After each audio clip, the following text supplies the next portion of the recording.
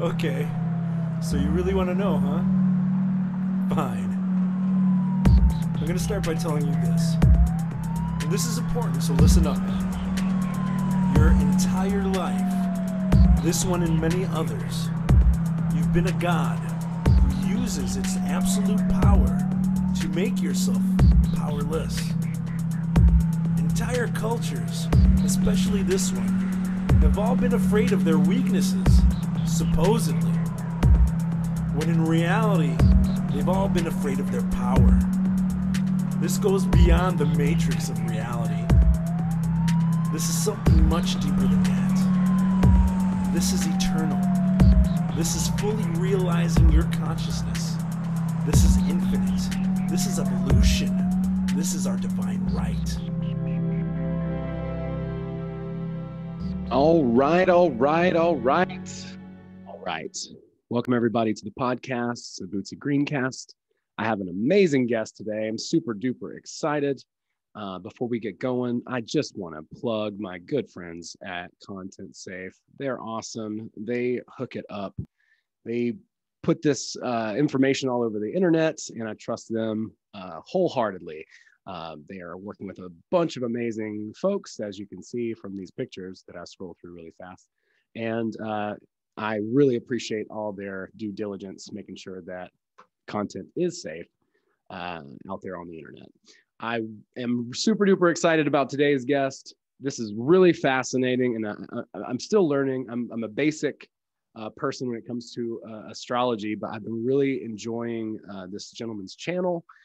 He does Sidereal astrology, which we will get into what that is, and really just excited to talk about this because it's something that I know very little about, but it seems to have a huge effect. It's really an important and exciting topic. So we have Athen Chimenti on the show today from Mastering the Zodiac. Athen, thank you very much. Thanks, Owen. It's great to be on. Yeah. Thank you. Also, before the show, you made me try to pronounce your name, and I got it right. I'm really excited about that. So. Yep. And a lot of people mess it up, but you got it. Yep. Oh man, it's crazy how that is. People usually get my name right, but I've had a lot of people call me Owens, like I'm plural, but there's only one, as far as I know. It just it's a fun game to play. I'm glad you put me on the spot. I do appreciate that. It was a great way to break the ice. Tell us a little bit about yourself and how you got into astrology. Let's just start there. Yeah. So I would have never imagined it like when I was younger. Very analytical person, basically very like objective in the sense that everything would have to be verified for me, like with the five senses kind of thing. But I was always interested in philosophy, wanted to be a philosopher when I was a kid, but I was like, that could never happen. Like, how would I ever do that? I mean, I could, I guess, to university, but kind of wrote it off. So yeah, I just did the I don't know, status quo thing, was in the military, joined the Navy, did business for a little bit, and just always was into personal growth. And that's essentially what led me to astrology. So the personal growth led me to meditation. Eckhart Tolle, for those of you who know who he is, excellent meditation teacher. Read The Power of Now and started meditating on a regular basis. And for about a year of that, one day I just, I kind of get building like that presence, and that kind of peacefulness. And it kind of culminated into this one day around the winter solstice, where I just kind of had this, I don't know what you want to call it, spiritual awakening, super Zen moment, kind of saw how everything is connected. And then from there, something unlocked, and then my mind just kept expanding. I became interested in a lot of esoteric things, anything from the tarot, then of course, astrology and stuff. But astrology really stuck out to me because it was still very mathematical. So it appealed to that part of my personality. And, but yet it was still describing, so much more what you could call like the essences of life and kind of putting it into language. Like I like to view astrology as a sort of language of life. So anyways, I did that for myself for a while, and then started a YouTube channel. Eventually just made some like intro, learning videos on there, started doing horoscopes, and readings came in, and then one thing led to another, and grew my business from there. Business is Mastering the Zodiac. It did start as a mainstream, and we'll get into the difference here, but the mainstream form of astrology is where I started. But then one day I realized that the mainstream is not using the actual size of the constellations as you would see them in the sky. So then I switched over to what I call true sidereal, or what's also called astronomical astrology, which does reference the actual constellation. So once that happened, then it was just, pretty much full steam ahead from there in terms of interest and growing that sort of niche in the astrology community. Man, that's really cool. Can you talk a little bit about like discovering that sort of element that really sets you apart, this sidereal idea, and coming from, I guess, basic Western astrology to transitioning into that? Yeah. So, I mean, the best way of describing it was like, I always knew sidereal was there because I was familiar with Vedic. And for those that know, Vedic does use a form of sidereal, but it never really clicked until technology, actually. And so one day, the mainstream was saying it was like a full moon in Gemini or something like this. And so I held up my phone to see it with one of those apps, where you can see the actual stars and everything. And it was in Taurus, right? So it just really clicked on that moment. Like I always knew, but I was like, why am I using the, this, different system that's not reflecting the visible sky? And from there, it just, went deeper into true sidereal and used it. But for me, it was just that the fact of actually experiencing it and actually seeing the moon in that constellation, it just really clicked at that moment. Yeah, that's really, really cool. So is it kind of like a resolve between Vedic and Eastern or Western? And is that kind of how does the whole like astronomical or the sidereal sort of style of astrology kind of come about? What's the nature of it, origin? Yeah, it's a great question. And so I think the best way of describing that is the origin. So I believe that we've always referenced the sky. We'd go up and we just look at the sky at the campfire, and tell stories based on where everything is or was. And but what happened is about 4,000, 5,000 years ago, we started making calendars.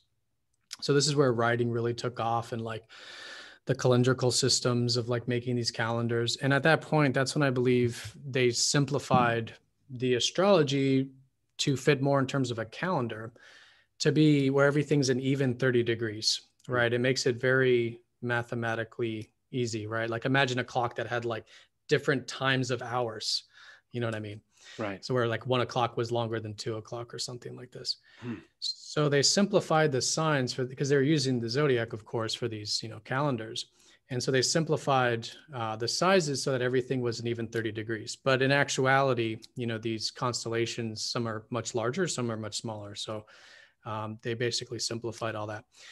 So at that point, the Vedic were, of course, doing their system and the West was doing its system. And the Vedic stayed true to the sidereal, but they did keep the even 30 degrees. So if you look at Vedic now, it is referencing the sky, but they are expanding some of those constellations and shrinking other ones to make it, again, an even 30 degrees. So it doesn't reflect the visible sky with the actual chart itself. They do have other systems to give credit to them. They do have this divisions of the signs that describe them in more detail. And those divisions do describe more of what that area of the sky is about. So these are called nakshatras and padas for those that are interested in that. But they stayed true to that. Whereas the West, around 2000 years ago, so the turn of the millennia, like 0 AD, or probably about 200 or 300 years after that, a guy named Ptolemy came out and he proposed the idea of simplifying everything even more so that everything is just referencing the seasons. Because at the time, when it was the spring equinox, the beginning of spring, it coincided with the beginning of Aries. So the sun was in Aries at the beginning of spring. So Ptolemy said, let's just simplify everything, make it even easier. Let's just, instead of doing all these accounts for the changing of the sky, because the sky is changing, let's just fix everything to the seasons. So at the time that made a lot of sense because it was fixed, like it was still spring and the sun was in Aries. So it made sense. But because of this ever slow changing of the sky, the constellations, so wherever the sun is on the spring equinox, the sun doesn't originate to the exact position every year. It's a very slight change. So it's 1 degree every 72 years. So every 72 years, the sun is going to originate 1 degree away from where it was 72 years prior to that during the spring. So the West kept using this, what we call tropical system, the seasonal system. And that's the system we're using today. So it's based around the seasons, but if you can imagine it being 2000 years, now we have a huge variance between the actual visible sky and the Western tropical system. So that's why most of the time the signs will be a full sign difference. So if you're actually a Taurus, for example, or let's say you're a Taurus in the mainstream system, you might actually, be an Aries, for example. So the signs can change sometimes by 2 signs apart. So yeah, so at the time it made a lot of sense, to do that. But I feel like that was something that was carried on. We can get into why, conspiracies or whatever, as to why that may have been carried on throughout the Dark Ages and everything. Interesting. Yeah, that's fascinating. And it doesn't surprise me at all. I am a sucker for conspiracies. I mean, I can't help me it. Too. Me too. I love how I asked you that question. Like, what's the origin of Sidereal? And you're like, well, it's 4, 5, 6,000 years, But yeah, that's really, really interesting. So a friend of mine pointed out to me not too long ago that there are 365 days in the year, and then a circle is 360 degrees. And I thought that was fascinating. And it's interesting to think about this, everything is so correspondent. It's just insane. This has got to be some sort of weird simulation because there's just too many coincidences. But I guess over time, is that kind of what has thrown this off kilter? Is you're talking about like those 30-degree, sections, like, I guess that's like per month. And then, you've got, and then you've got like the whole year as well. But there's also these little tiny variations. And over time, those little things add up. It's like, if you're on a plane and, it goes a degree this way, right, you wind up in San Francisco instead of Mexico or whatever. So that's kind of what you're accounting for with this method, correct? Exactly. So we call that precession. So that's what they believe is that the Earth is wobbling kind of around like a top, and it's a very slow wobble. So to put it into perspective, it takes 26,000 years for it to do one full wobble. Another way of saying it is that during the spring, it'll go through the entire, 360 degrees of the Zodiac, every tens of thousands of years. Wow. So it's a very slow change, but like you said, over time, over hundreds of years, especially thousands of years now, it makes a huge difference. Man, that is so fascinating. And so, I mean, how do you really even calculate those changes? Like, there's not like, obviously, like for general astrology, there's this very, straightforward map, but as far as like it coming off the rails and changing and the evolution of it, how do you keep track? Yeah, see, that's exactly the point, right? So that's why they simplified everything, even with the Vedics. So they did update for the precession, but again, they did simplify it. So that's why they did it. It made total sense. But the reason it's so easy now is because of technology, because of computers. And it really isn't, up until the internet's revolution that this whole idea of astronomical astrology really started to grow. I mean, I'm talking 0.001% of like the astrology community, even maybe astrologers themselves, were like doing this astronomical thing because they would have to account for all this by hand, Right. Plus now with actual apps, you can verify it. So instead of just an astrologer saying, hey, you were born during the Taurus, sun in Taurus, you can go take your app now on any smartphone, type in the date you were born, and you can see the sky exactly when you were born. So, I'm always a big believer of like, verify things, don't trust. And so that's why I always say even with my system, because I use the charts and I have the chart calculator anyone can use to verify it with these softwares, planetarium softwares and things, so they can see the actual sky when they're born. So it's really because of technology that it's starting to take off. And now people are starting to sort of understand it because they can, like me with the smartphone, actually visibly see it, referencing the sky. Man, that's so cool. So it's just even more accurate than ever because of technology. And that is fascinating that we're able to do that.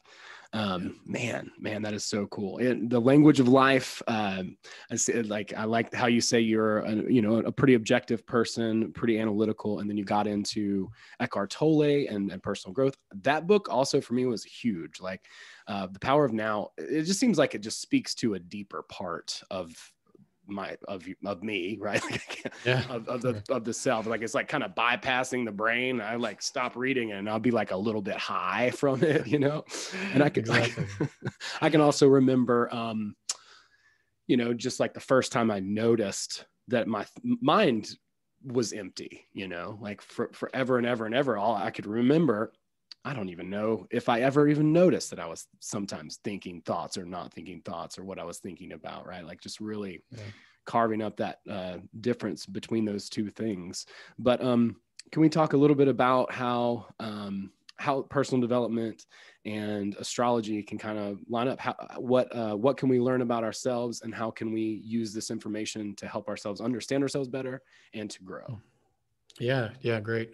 So that's what I think astrology is best used for. Like, most astrologers, or even just the idea of astrology can be thought of as like to predict the future or, kind of make this idea that life is predetermined and there's just things that are going to happen to us, right? So it's almost more of like a victim kind of thing or just determinism. But I believe in free will. In part, I believe there is determinism in the sense that there are growth potentials and life is always going to set up situations for us to grow through. And those can be predetermined because they're cycles. So it's the same as the seasons, right? You can say that every winter is a growth cycle for certain things and the summer is a growth cycle for other things. So we can predict like the weather, we can predict the seasons, but what happens in the weather is, I do believe, up to us. So that's what I think astrology is showing is what is the weather of your life? What is the weather of a day or a year? Whatever you want to use it for. And how can you grow, use that time period to grow and actualize your true self or, individuate, Jungian, whatever, become your, actualize your sort of cosmic blueprint, if you will, with the birth chart. So it's a potential, it's a sort of map of your potentiality. It's the map of your life path. It's the map of your growth. Choosing to work with it and choosing to work with it in certain ways, I do believe is in the domain of our free will.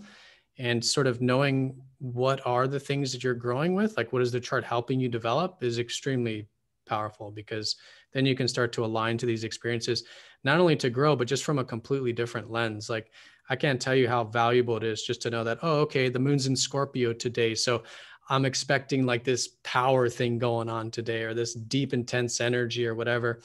And just that kind of knowledge of where we're at in a certain cycle, or even in a whole life, certain energy, it makes all the difference. Because not only do you know how to navigate it, but it's like, and everyone else is going through the same thing as well.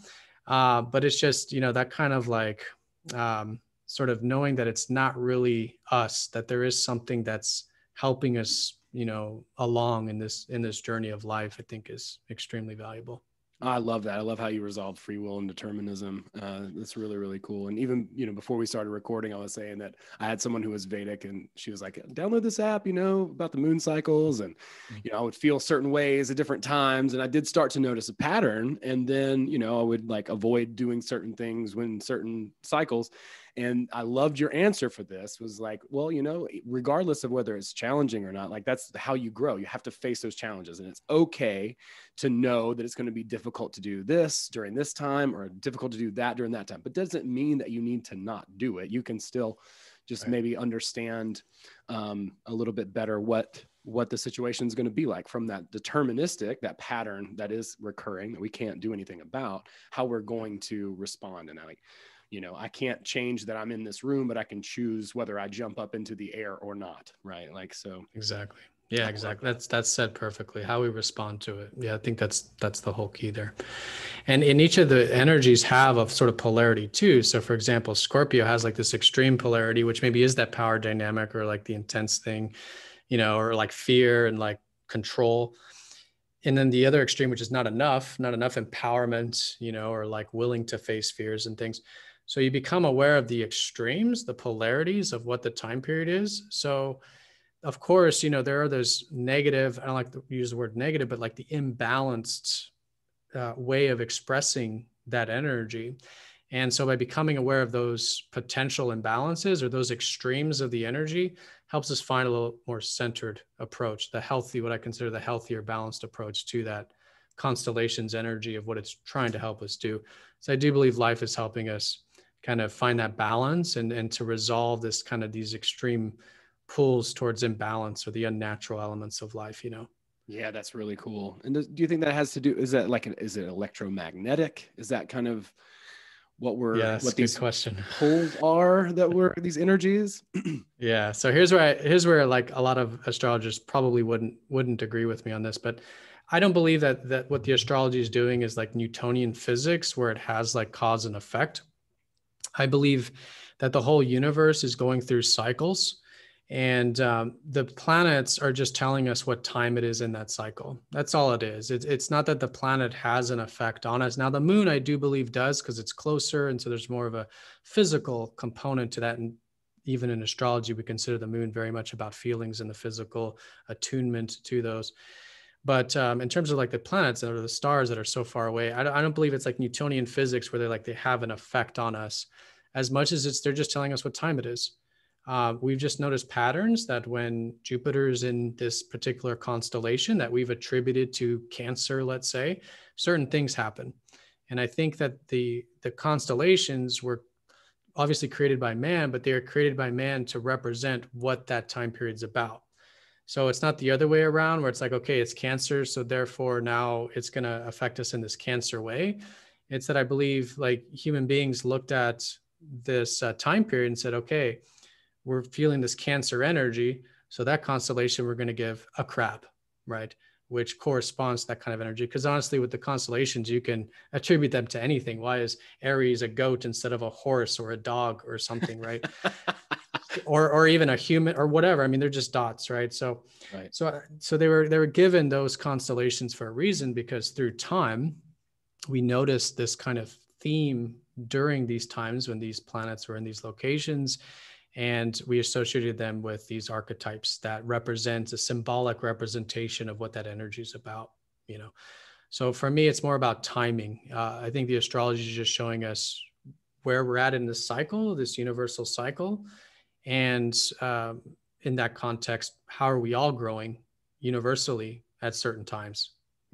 Man, that is so cool. I love that. And I have one final question that's probably kind of a stupid question, and then I want you to share with folks, where they can find you. I love the readings that you do weekly; they're fantastic, and I really got a lot out of those. What is retrograde, and why is Mercury always in it? That's my right. So the retrogrades, right? And Mercury, Mercury is the most common. So the retrograde is basically, it's just that, so Mercury is a good example. So, we're orbiting around the sun, if you believe in, orbital and sure. Yeah. So we're orbiting around the sun like this, and so is Mercury, but Mercury is moving a lot faster than we are. So there's times, so Mercury is zipping around the sun like this, and we're moving a lot slower. And so there's times when we will start, Mercury, will start to pass us.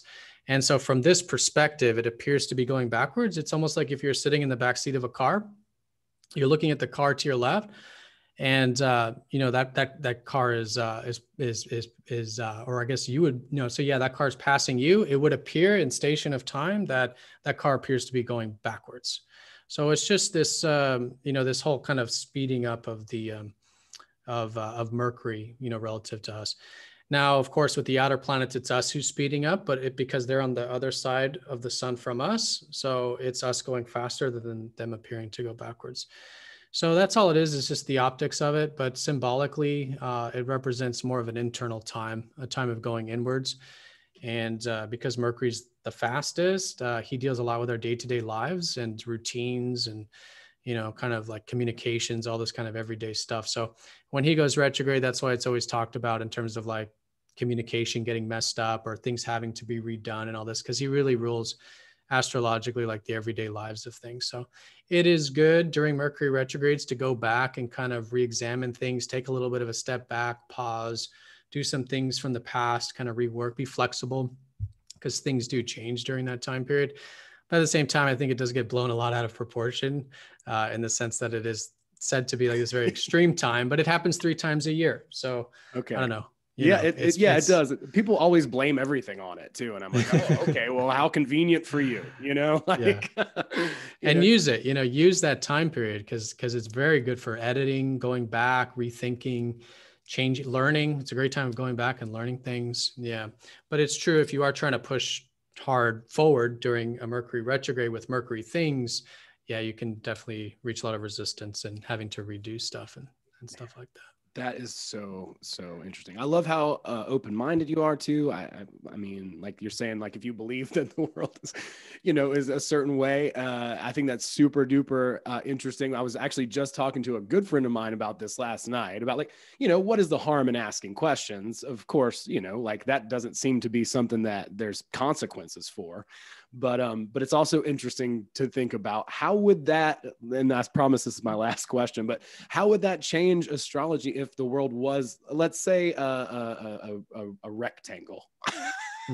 No, not at all. And that's the beauty of the true sidereal, right? Because you're literally just going outside and you're looking and you're just seeing where everything is.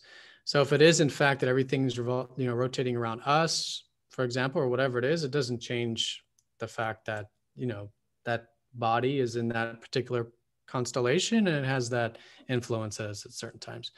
So, with the Mercury retrograde, that would be just describing the Mercury retrograde and like what most believe in terms of like the universe, the solar system. But it could be, of course, these bodies are moving backwards quite literally. But in either case, it appears to move back. So it's time to go back and redo things. It doesn't change. That is so cool. Wow. That's absolutely fascinating.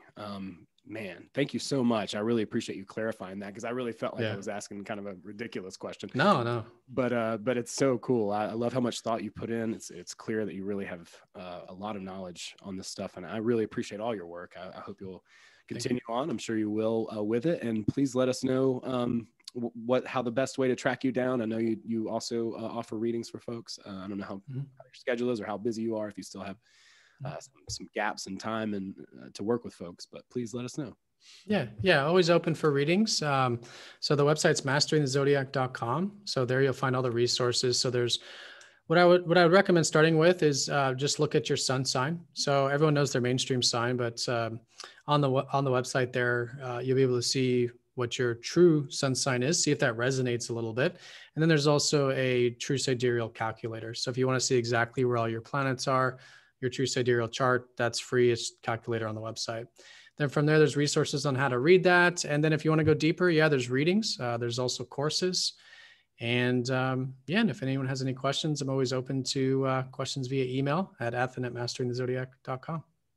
Man, that's fantastic. Thank you so much, Athen. I really appreciate all your time. Thank you, Owen. You're awesome. Yeah, it's been great being on. Great conversations. What a pleasure, dude. I really appreciate it. Thank you so much. All right, folks, go check it out. I'll put all those links in the show notes. Absolutely. And thank you so much for checking out the podcast. Be sure to go and calculate. You got a free calculator there, courses, all this good stuff. And maybe comment on one of Athen's videos and just let him know how much you appreciate his work. Thank you so much. And we'll see y'all next time.